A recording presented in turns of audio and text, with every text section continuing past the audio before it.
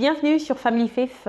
Je suis très contente de vous avoir et de vous parler de ce sujet. Donc, c'est la toute première vidéo et je vous encourage, si vous aimez la vidéo, à la partager avec vos amis parce que je crois que elle pourra être utile à quelqu'un. Et donc, voilà, merci pour le partage. Donc, ce dont je veux parler de la racine. La racine, c'est quoi? Je veux parler des origines familiales précisément. Je remarque que beaucoup de problèmes qui nous arrivent dans la vie sont souvent causés par notre racine ou encore notre racine cache beaucoup de choses ou encore notre racine a une grande influence sur notre vie actuelle. La vie de couple, la vie entre l'homme et la femme, la vie de tes enfants, ta propre vie, que tu sois marié ou pas. Je crois que la racine a beaucoup à nous dire concernant notre vie actuelle. Quand je parle de la racine, je fais allusion à la famille, c'est-à-dire que je fais allusion aux origines. Premièrement, je ne viens pas ici pour encourager la fornication, le concubinage, moins encore la débauche. Non, je ne viens pas non plus ici pour juger quelqu'un, ni pour pointer du doigt qui que ce soit. Non, ce n'est pas ça le but. Je ne viens pas pour condamner, je ne viens pas pour juger. Pas du tout, c'est pas ça le but de cette vidéo, mais je viens pour interpeller quelqu'un. Si tu veux divorcer, ma soeur, écoute-moi. Parce que tu peux avoir toutes les raisons du monde que tu peux donner sur ton mari. Tu dis que tu es fatigué de lui parce qu'il y a telle ou telle chose qui ne fait pas. Tu es fatigué de ton comportement. Oui, on va t'écouter et on dira, c'est vrai, tu as raison dans ce que tu dis. Mais je ne t'encourage pas à divorcer. Pourquoi ? Je veux d'abord que tu suives cette vidéo jusqu'à la fin avant de prendre la décision que tu veux prendre. Parce que je crois que cette vidéo-là, elle est pour toi. Les médecins, quand nous allons les voir à l'hôpital, et souvent quand tu es enceinte, tu vas voir un médecin, il vous pose beaucoup de questions. Il commence souvent par les origines. Ils peuvent même vous dire que racontez comment vous êtes né. Est-ce que vous êtes né un bébé normal? Combien de poids avez-vous eu à la naissance? Ils vous parlent de votre premier enfant, si vous avez déjà des enfants. Et s'ils finissent, ils vont encore plus profond, ils vont dans votre famille. C'est-à-dire qu'ils vous parlent, par exemple, dans votre famille, vous avez un problème, avez-vous un problème de diabète? Avez-vous un problème d'anémie? Avez-vous un problème de tension? Avez-vous un problème de cancer? Avez-vous un problème de vision? Avez-vous un problème d'audition? Beaucoup de choses, ils demandent. Pourquoi les médecins demandent? Les médecins demandent très souvent, c'est parce qu'ils savent qu'il y a probabilité, si dans votre famille, donc il y a un problème, parmi tant de problèmes que je viens, parmi tant de problèmes que je viens de citer, il y a probabilité que vous puissiez héréditer ces choses-là venant de votre famille. Et donc, si dans la famille, sur le plan physique, les médecins pensent qu'il y a des maladies héréditaires que nous connaissons tous, cela existe également sur le plan spirituel. Même si vous doutez, mais vous allez voir que sur le plan spirituel, ces choses-là existent. Et par là, je veux parler de quoi? C'est-à-dire que si tu regardes dans ta famille, tu remarques, essaie de regarder un peu dans ta famille, regarde l'histoire de ton père. Comment ton père s'est connu avec ta mère? Est-ce que ton père a-t-il épousé ta mère?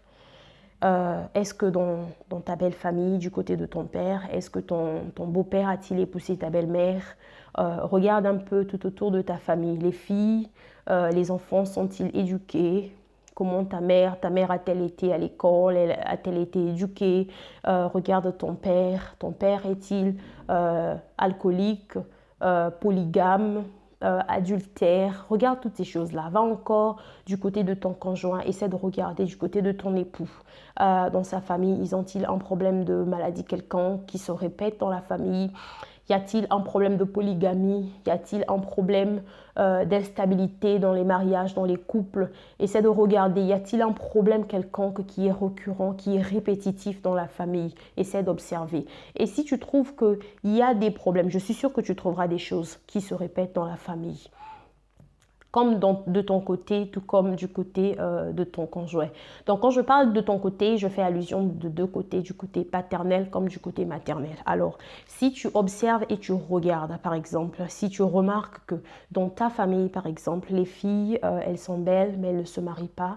Bref, je ne dis pas que pour se marier, il faut nécessairement être belle. Vous savez de quoi je fais allusion. Voilà, donc Tout le monde est belle à sa manière et on se marie de sa façon. Donc, si tu remarques dans ta famille qu'il y a beaucoup de jeunes personnes qui ont déjà, entre parenthèses, qui peuvent déjà être mariées, qui ont des enfants par-ci, par-là, mais qui, curieusement, ne sont pas mariés, ou encore des jeunes garçons qui sont déjà en mesure de se marier, mais qui ne sont pas dans le sérieux, ils ont des enfants de gauche à droite, mais qui ne sont pas en mesure de se marier, et donc cela prouve qu'il y a une anomalie quelconque dans la famille que toi tu pourras regarder.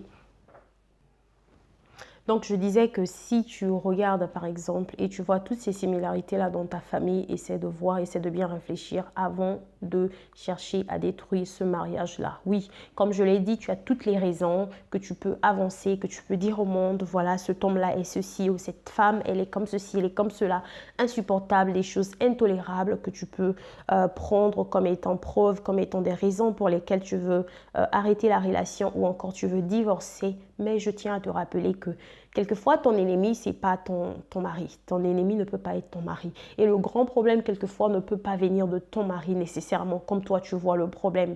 Il y a des choses qui peuvent régénérer de la famille.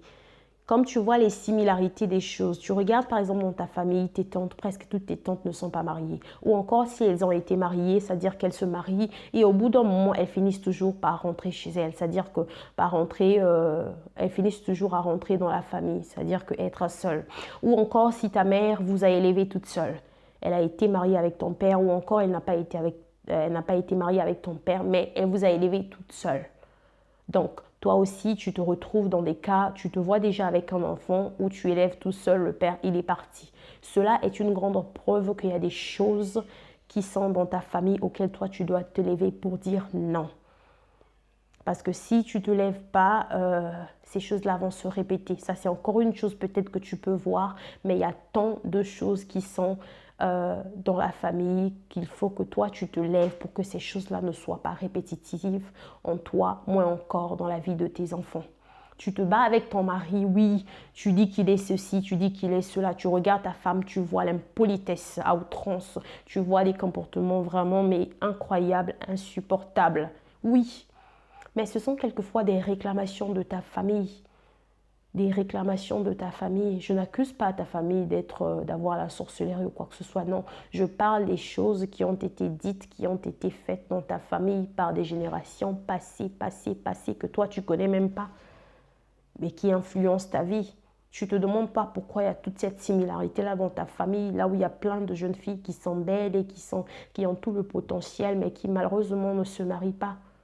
T'es-il pas demandé pourquoi ta mère n'a pas fini ses études et toi aussi tu finis pas tes études? Ne te poses pas-tu la question pourquoi ton grand-père a été alcoolique, ton père alcoolique et toi-même alcoolique et ton jeune frère alcoolique?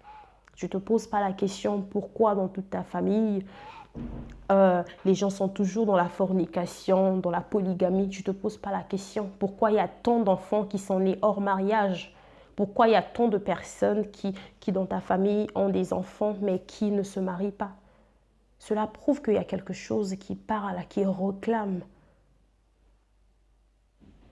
dans le plan spirituel. Alors tu dois te lever. Tu dois te lever pour parler, pour dire stop. Je me suis levée, j'ai parlé, j'ai dit stop. Des choses qui se passaient dans ma famille, j'ai dit cela ne se passerait pas avec moi. Des choses qui se sont passées avec mes tantes, avec qui que ce soit, mes parents. J'ai dit avec moi, c'est stop. Je parle des mauvaises choses, bien sûr. Je dis c'est stop, ça ne va pas avec moi. Parce que j'ai compris qu'il y avait quelque chose qui n'allait pas. Il y avait quelque chose qui suivait, qui réclamait. Il y a en fait des choses qui te réclament, mais quand tu ne te rends pas compte, ces choses-là t'influencent. Je t'encourage à te lever. Et tu te demandes alors, je te parle, mais quelle est la solution? Comment sortir de cela? Je viens te présenter la personne de Jésus. Je sais que tu as déjà tant entendu parler de Jésus, mais j'aimerais que tu t'approches de lui dans une relation personnelle. Je ne viens pas te proposer une église quelconque, je ne viens pas te parler d'une religion quelconque, mais je viens seulement t'encourager à connaître la personne de Jésus. Moi, je l'ai connu et je t'assure qu'il a transformé ma vie. Hier encore, j'étais une personne que les gens pouvaient pointer du doigt, qu'on pouvait tout dire. Mais aujourd'hui, par la grâce de Dieu, je suis transformée.